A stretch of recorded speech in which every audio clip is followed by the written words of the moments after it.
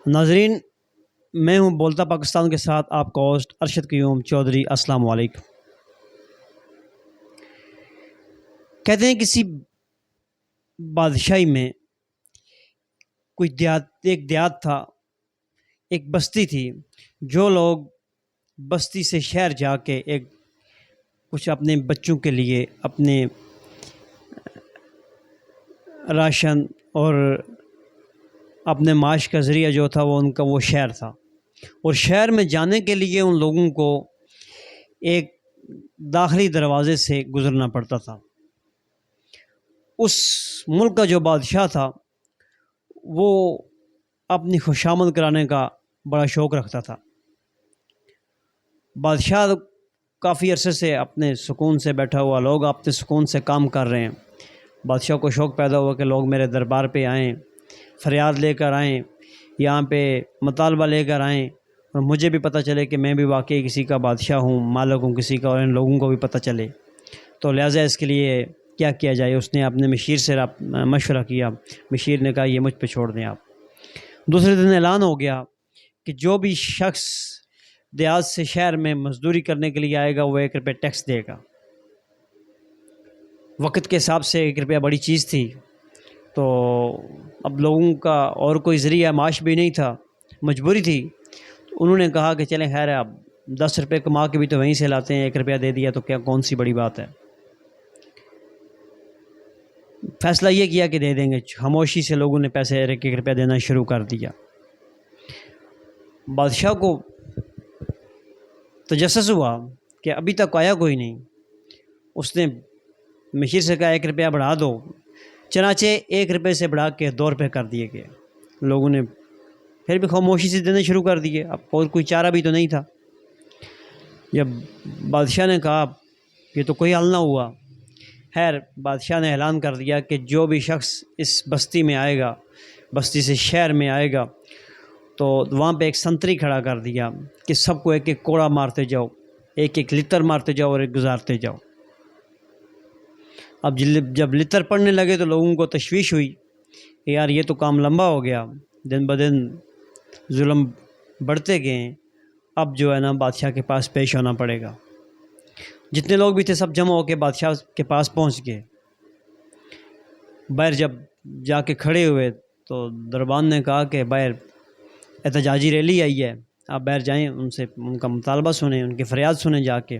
بادشاہ اپنے چبوترے پہ کھڑا ہوا، آگے بتائیں کیا مسئلہ ہے؟ تو ان کا جو ان کو لیڈ کر رہا تھا، جو ان کا ہیڈ مزدور تھا، اس نے کہا جناب مسئلہ کچھ بھی نہیں ہے، جان کی امان چاہتے ہیں، ایک عرض ہے آپ سے۔ بادشاہ نے کہا بولو دے دی جان کی امان۔ جناب عرض یہ ہے کہ آپ نے ہم پہ 1 روپیہ ٹیکس رکھا، ہم نے دے دیا، 2 روپے رکھے ہم نے پھر بھی دے دیا، کیونکہ اس کے علاوہ ہمارے پاس کوئی چارہ نہیں اور کوئی راستہ بھی نہیں، بچوں کے پیٹ پالنے ہیں۔ لیکن جناب والا آپ نے ہمیں 1 لتر مارنے کا جو حکم صادر کیا ہے وہ جناب آپ نے سنتری یہ کھڑا کیا ہے، جبکہ ہم لوگ بہت زیادہ ہیں۔ جب ہم لائن میں آتے ہیں، لائن لگنی پڑتی ہے لتر کھانے کے لیے، تو ٹائم ہمارا ویسٹ ہوتا ہے، ہماری آدھا دن ہمارا وہیں پہ لگ جاتا ہے۔ تو ہمیں یہ بھی منظور ہے آپ کے لتر بھی، لیکن آپ مہربانی کریں کہ 2-3 بندے اور رکھ لیں۔ ہماری مشابت بھی اسی قوم سے ہوتی ہے تقریباً کافی۔ اگر میری بات کسی کو بری لگتی ہے، دل آزاری ہوتی ہے، میں معذرت خواہ ہوں، لیکن یہ حقیقت بیان کر رہا ہوں۔ حقیقت چھپ نہیں سکتی، یہ آپ کو ماننا پڑے گا کہ یہ بات سچ ہے کہ ہم پہ مزید کتنے ظلم ہو رہے ہیں اور ہم لوگ سہتے جا رہے ہیں۔ اس کا منہ بولتا ثبوت یہ چیز ہے۔ یہ میں اس پہ بات پہ آتا ہوں۔ ہمارے ملک میں عمران خان صاحب نے تقریریں کی کہ میں سب سے پہلے غریب کو اس کا حق دوں گا۔ میں نے اگر ٹیکس لگا کے ہی مہنگائی کرنی ہو تو پھر وہ تو یہ دوسرے بھی کر رہے ہیں، میں ایسا نہیں کروں گا۔ میں ٹیکس لگاؤں گا لیکن بڑے کاروباری لوگوں پہ لگاؤں گا، چھوٹوں کو تنگ نہیں کروں گا، 5 مرلے والے کے کرایہ داروں لوگوں کو تنگ نہیں کروں گا، میں مہنگائی نہیں کروں گا۔ یہ اتنی مہنگائی ہے، غریب مر رہا ہے، یہ خان صاحب کے وعدے تھے۔ میں اتنے گھر بناؤں گا. غریب کی روٹی روزی یہ گورنمنٹ کا حق بنتا ہے. ہم سب لوگ کہتے تھے واقعی یہ بندہ یار یہ قابل ہے, اس کو آنا چاہیے. سب کہتے تھے ایک موقع اس کو ہونا چاہیے. خان صاحب آئے اور آتے ہی 4 سال جو لگائے انہوں نے, اس دور میں پچھلے 70 سال سے آپ مشابت کر لیں, اس 70 سال سے اس 4 سال میں مہنگائی زیادہ ہوئی ہے. الزام کرونا پہ لگایا گیا. چلیں ٹھیک ہے, مہنگائی پوری دنیا کا مسئلہ تھا, لیکن اتنا بھی زیادہ مسئلہ نہیں تھا جو ہم نے بنا لی. کیسے ہم نے ان چیزوں پہ ٹیکس اتنے عائد ہو گئے جو پاکستان میں بنتی ہیں, جو باہر سے آتی ہیں وہ تو چلیں ٹھیک ہے مہنگی ہوتی ہیں, جو ہمارے اپنے ملک میں بنتی ہیں. وہ آئل کون سا ملک ہمیں امپورٹ کر رہے ہیں؟ اپنے ملک کی جو چیز بنتی ہیں, جو آئل 100 روپے 120 روپے پہ تھا وہ 500-550 روپے پہ ان 3 سالوں میں گیا ہے. گھی, آٹا, چینی, دالیں, چاول, سبزیاں جو گھر کی روزانہ کی خورد و نوش کی اشیاء تھیں ان کی وہ کہاں تک پہنچ گئیں. چلے خان صاحب نے جو کرنا تھا وہ کر دیا, چاہے انہوں نے کرونا کو الزام دیا جسے بھی دیا. پی ڈی ایم والے کیا منشور لے کر آئے تھے, انہوں نے بھی کنٹینر لیا, باہر نکلے مہنگائی کے خلاف, انہوں نے بھی ریلیاں نکالیں اور منشور ان کا یہی تھا کہ ہم بھی مہنگائی ختم کریں گے. انہوں نے مہنگائی ختم کیسے کی کہ جس پیٹرول کو خان صاحب نے 150 تک پہنچایا, انہوں نے آتے ہی 250 کیا.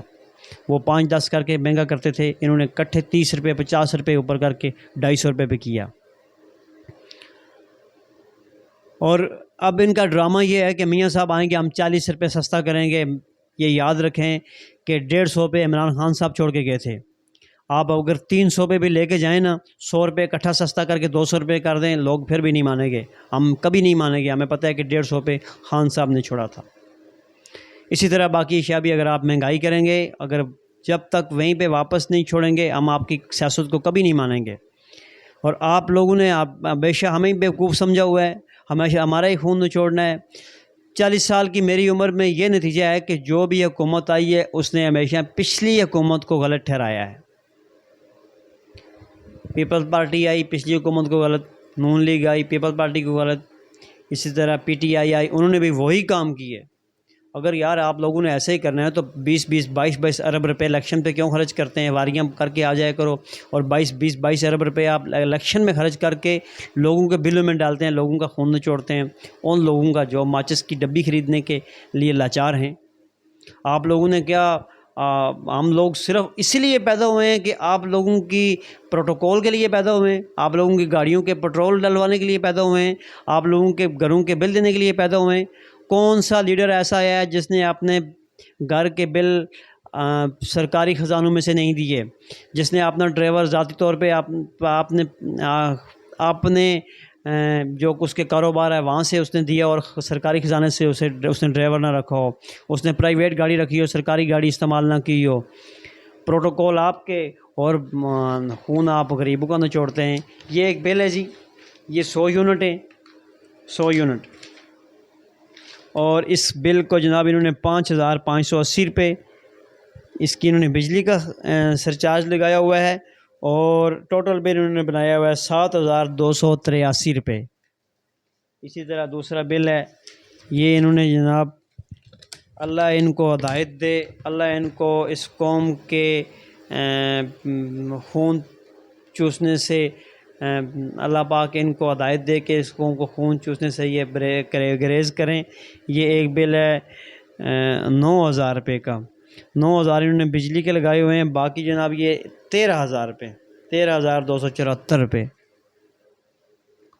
میں نے آپ کو کبھی کسی کو نہیں کہا کہ میری یہ ویڈیو شیئر کریں, سبسکرائب کریں, لیکن اس ویڈیو کو میں آپ سب سے کہتا ہوں کہ کوشش کریں کہ اقتدار والوں تک لازمی پہنچ جائے, یہ تمام سیاسی جماعتوں کے سربراہان تک لازمی پہنچ جائے.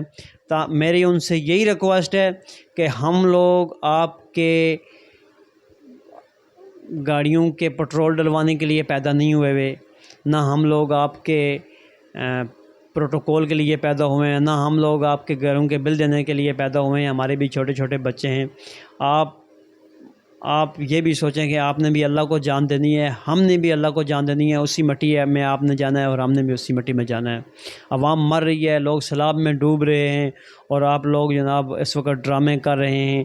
یہ گھٹنوں تک جوتے پہن کے اور وہ ہیلی کاپٹروں میں جا کے وہ جیکٹیں پہن کے پیراشوٹ والی ڈرامے نہ دکھائیں۔ عوام کو پتہ ہے کہ یہ جب ہوتا ہے آپ آ کے عوام میں بس اپنی فوٹو سیشن کروا کے واپس چلے جاتے ہیں۔ آپ نے عوام کے لیے کیا کیا ہے؟ آپ نے جب کالا ڈیم اتنے عرصے جو لوگ حکومتوں میں آپ رہ چکے ہیں، آپ نے کالا باغ ڈیم کیوں نہیں بنایا؟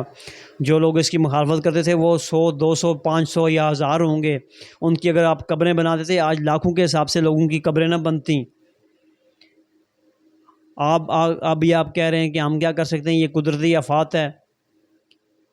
آپ صرف مہنگائی کرنے کے لیے حکومت میں آتے ہیں، باقی آپ کو کچھ کرنا نہیں آتا، تو پھر کیوں آپ حکومت میں آتے ہیں؟ کیوں عوام کا خون چوستے ہیں؟ آپ نے بڑا سخت حساب ہوگا آپ کا۔ اللہ پاک آپ سے پوچھے گا، ان لوگوں کے گریبان ہوں گے، ان چیختی ماؤں کے، ان معصوم لاشوں کے گریبان ہوں گے روز محشر کو، اور آپ کے ان کے ہاتھ ہوں گے اور آپ کے گریبان ہوں گے، ان کے ہاتھ ہوں گے اور آپ لوگوں کے گریبان ہوں گے روز محشر ہو گے، ان لاشوں کے، ان ماؤں کے، ان چیختے اس باپ کے جس کے 5 بچے 5 گھنٹے تک سیلاب کے درمیان میں 5 گھنٹے تک ہیلی کاپٹر کا انتظار کرتے رہے۔ آپ لوگوں کا کوئی کتا، اگر آپ کا جو گھر کا کتا، جو پالتو کتا ہوتا ہے، جو آپ نے امریکہ سے اور کینیڈا سے باہر سے 5 20 لاکھ روپے کے لائے ہوئے ہیں، اگر وہ کتا اگر کہیں آپ پراڈو گاڑیوں میں گھماتے ہیں، اگر وہ کتا کہیں پانی میں سیلاب میں پھنسا ہوتا تو آپ نے ہیلی کاپٹر بھیجنے تھے۔ اس باپ کے 5 بچوں کے، جس کے پتہ نہیں کتنے کتنے چھوٹے چھوٹے بچے رہ گئے، ان کا آپ کو احساس نہیں ہوا۔ اللہ آپ کو پوچھے گا۔ میں تو کہتا ہوں اللہ پاک آپ کو ہدایت دے۔ بدعا تو میں نہیں دے سکتا، نہ دیتا ہوں۔ کوشش یہی ہے کہ اللہ پاک آپ کو ہدایت دے، اس عوام کا احساس آپ کے دل میں ڈال دے۔ السلام علیکم۔